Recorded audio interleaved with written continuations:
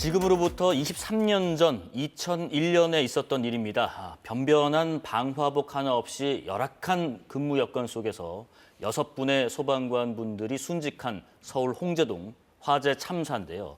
이 비극적인 사건 전후로 소방당국과 소방관에 대한 인식과 처우가 많이 달라졌다고는 하지만 여전히 부족한 부분이 많은 것 같습니다. 생존자를 구하기 위해서 화마 속으로 뛰어든 소방관들의 이야기, 이 실화를 바탕으로 한 한국 영화가 다음 달 초에 개봉합니다.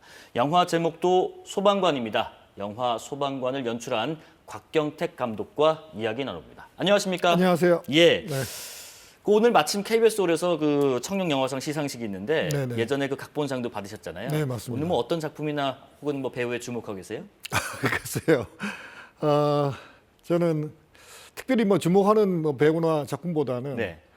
좀 상이 공정하게 돌아갔으면 좋겠다. 그렇게 생각합니다. 예. 네. 지금 1997년에 감독으로 데뷔를 하시고 네. 올해로 27년, 벌써 30년 가까이 되셨던데요. 맞습니다. 네. 지금 감독님 반가워하는 시청자분들 상당히 많을 겁니다. 감사합니다. 바로 직전 작품이 보니까 장살이 잊혀진 영웅들, 이게 네네. 2019년에 개봉했는데 참 오랜만에 영화로 돌아오셨어요. 예, 뭐 우리 소방관도 그렇지만 사실 그 코로나 시기에 촬영됐던 많은 작품들이 개봉 시기를 놓고 시간을 많이 조율해 왔죠. 그렇죠. 예, 그래서 저희도 한 4년 만에 이제 관객들과 만나는 것 같습니다. 예. 영화 소방관 제가 앞서 잠깐 뭐 소개해드린 것처럼 2001년 그 홍제동 화재 참사 실화를 다루고 있습니다. 여전히 많은 분들이 기억하고 계시겠지만은 어떤 사건이었는지 잠깐 설명해 주실까요? 참 공교롭게도 그 저는 어차피 친구 감독으로 많이 알려져 있는데 네. 그 영화를 개봉했을 때가 2001년 3월 31일이었거든요. 그러네요. 같은 해네요. 예, 같은 달입니다. 네. 예, 그런데 그 사건이 이제 한 사람을 구하기 위해서 소방관분들 6분이 단위 사건으로는 가장 많이 희생된 사건이고 그것이 어떤 국민들의 어떤 그 관심과 공분을 사서 정치권으로부터도 많은 변화가 있어서 우리 소방관분들에 대한 처우 개선과 시스템의 체계에 큰 변화를 준 그런 굉장히 어떻게 보면 말씀드리기 좀 뭐 하지만 기념비라고 하기는 그렇고 어떤 터닝 포인트가 된 그런 사건이죠. 예. 지금 말씀하신 것처럼 당시 화재 진압 과정에서 6분의 소방관 분들이 순직한 사건이었고 네. 참 안타깝습니다. 또 당시에 그 뉴스 기억하실지 모르겠지만 골목 곳곳에 그 불법 주차된 차량들 때문에 장비를 들고 수백 미터를 뛰어다니고 네, 겨우 맞습니다. 불을 끄고 겨우 구조를 하고 또 소방관 분들 처우가 24시간 맞교대 형식이었고 격일 근무였고 네, 맞습니다. 또 하나가 이제 방수복만 입고 그러니까 우비만 입고 불 속으로 뛰어 들어가는 그런 열악한 상황들 네. 이후에 또 외상 후 스트레스 남은 분들에 대한 것들도 있었고요. 상당히 당시 순직한 분들 생각하시면서 이 영화 만드는 과정에서 마음이 참 많이 아리셨겠어요. 네, 뭐 그 전작이 사실 장사리도 학도병들의 어떤 희생에 대한 이야기였고 또 이 작품도 그 국민을 위해서 산화하신 분들의 이야기라 사실 감독의 입장에서는 이 작품이 관객들과 만나기 전까지는 계속 이 비슷한 심정으로 일을 하기 마련이거든요. 예, 그래서 저도 현장에서도 굉장히 좀 그분들에 대한 추모와 희생의 정신을 잊지 않도록 스태프들과 함께 열심히 작업했습니다. 처음에 그 시나리오 제안을 받으셨을 때는 또 연출 제안을 거절하셨다고 하는데 부담감이 크셨기 때문일까요? 또 다시 마음을 돌리신 이유는 또 뭔지도 궁금하고요. 예, 제가 너무 좀 슬픈 이야기, 속상한 이야기를 하게 되면 좀 개인적으로 지칠 것 같아가지고 처음에 고사를 했는데 나중에 생각해 보니까 제 마음속에 있는 어떤 그분들에 대한 뭐를 해드려도 아깝지 않은 그렇죠. 소방관 분들에 대한 어떤 부채의식이 있어서 다른 감독님이 하시는 바에는 그냥 제가 한번 열심히 해보는 게 좋겠다. 예, 그래서 결정이 됐습니다. 모든 국민들이 아마 말씀하신 것처럼 그런 부채의식이 소방관 분들에게 있을 것 같습니다. 네. 자, 그럼 영화 소방관 영상 잠깐 보고 말씀 이어가 보겠습니다.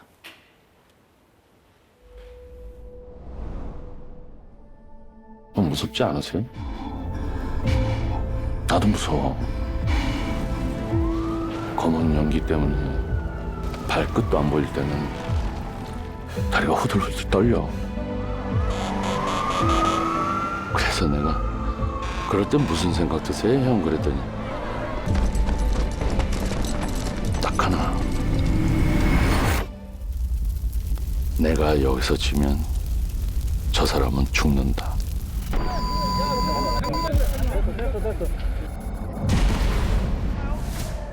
구조차, 홍제동 상가 화재 출동. 뛰어! 나와 빨리 나와!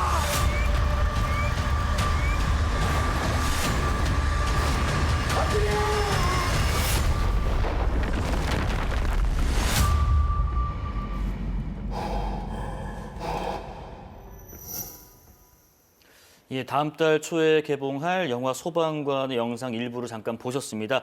지금 제 뒤쪽에 영화 포스터에 적힌 문구가 바로 First in, Last out. 화재나 재난 상황에서 소방관분들이 가장 먼저 들어가고 또 가장 나중에 나온다 그런 뜻인데 이번 영화에서 만드시면서 이제 무조건 슬프고 안타까운 어떻게 보면 심파적인 요소만 넣을 수도 없었을 테고 또 그렇다고 그분들의 헌신을 안 녹여낼 수도 없을 테고 이것만큼은 영화에 꼭 담아야겠다. 어떤 메시지를 좀 주고 싶으셨어요? 영화는 일단 그 관객분들이 많이 보셔야 또 영화를 만든 보람이 있으니까. 예.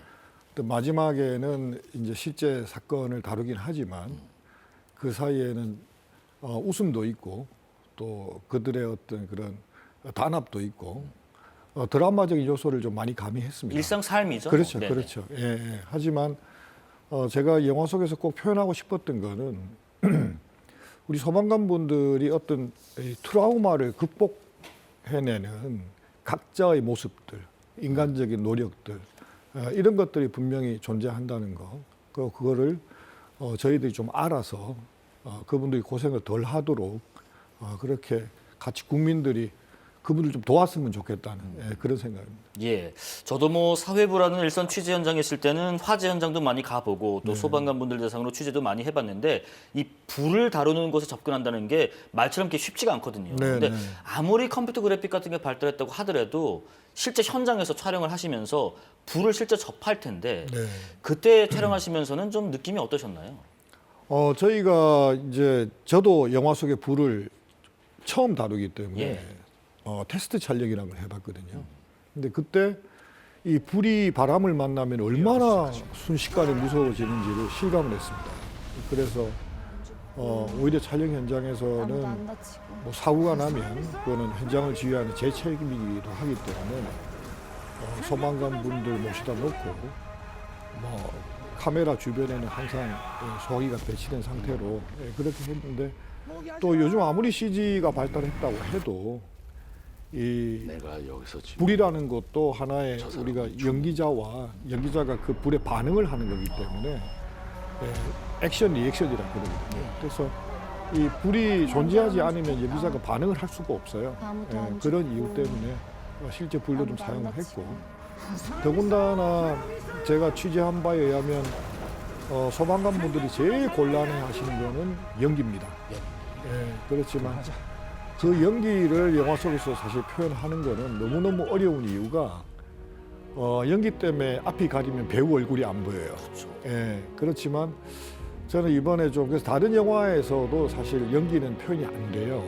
하지만 저는 가급적 현장 느낌을 최대한 살려보려고 그 연기도 한번 열심히 표현해 봤습니다. 그 표현 부분도 우리가 영화관에 가서 한번 볼 포인트 중에 하나인 것 같습니다. 네. 영화 만드시면서요, 홍제동 화재 당시에 소방관 분들도 실제 만나셨다고 들었는데 그분들은 혹시 어떤 말씀들을 하시던가요? 사실은 뭐 그 말씀하기를 힘들어 하시죠. 그래서 물론 저도 만나 뵙고 구체적으로 그때 어땠나요? 뭐 어떤 분하고 친했어? 이런 이야기를 못 물어보겠더라고요. 하지만 여러 차례 만나 뵈면서 어떤 그런 그분들이 살아가는 정서 이런 것들을 많이 좀 체득하려고 노력했습니다. 반대로 그 이제 시사회를 하셨을 텐데 시사회 때 또 그 소방관 분들도 오셨을 것 같아요. 그분들은 보시고 나서는 또 무슨 말씀하시던가요?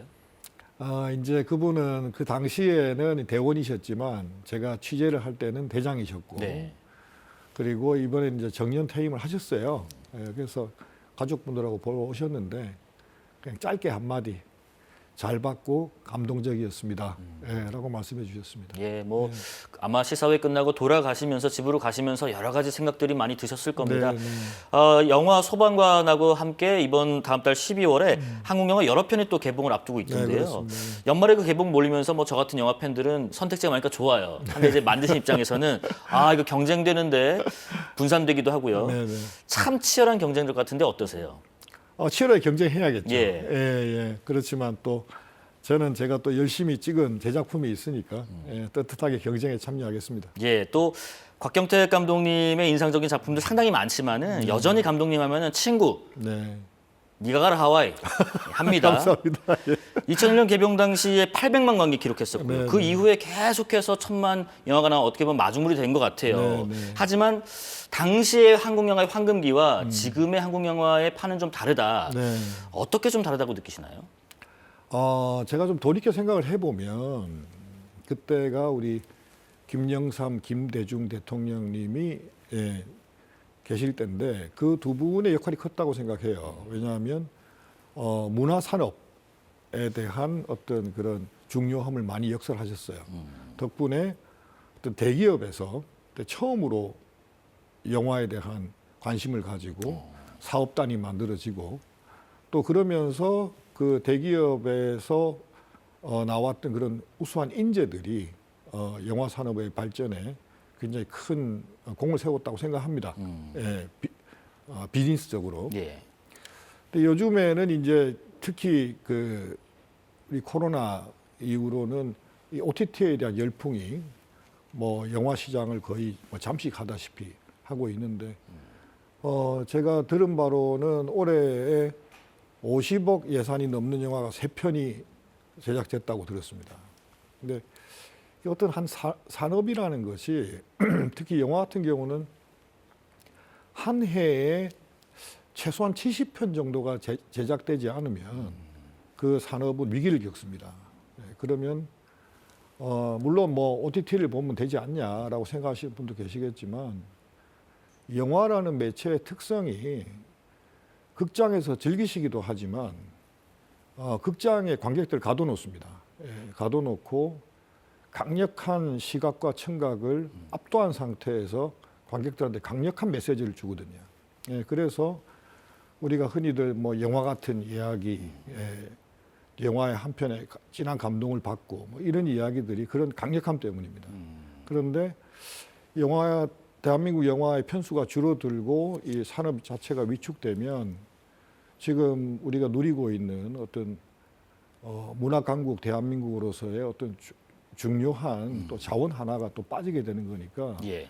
영화인의 한 사람으로서 굉장히 걱정도스럽고 저도 같이 고민하고 있는 중입니다. 예, 뭐 침실에서 보고 거실에서 보고 방구석에서 보는 것과 다른 어떤 매력이 영화관에 분명히 있다. 그럼요, 영화를 그럼요. 찾아라 그 말씀이신 것 같고요. 네, 네. 자, 마지막으로 한국 영화가 위기를 극복하려면 올 연말 개봉하는 영화들이 관객에게 많은 사랑을 받아야 될 텐데 그 중심에 지금 소방관 영화가 있습니다. 네. 마지막으로 그 시청자분들과 향후에 예비 관객들에게 한 말씀 해주시죠. 저희 소방관 영화는 극장에서 보시면 훨씬 재미있는 영화입니다. 좀 스케일감 있는 촬영도 많이 했고 또 배우들의 그 열띤 연기가 화염 속에 빛나기 때문에 TV보다는 TV 브라운이나 관이나 이런 것보다는 극장 스크린을 통해서 만나시기를 강력히 권고드립니다. 예.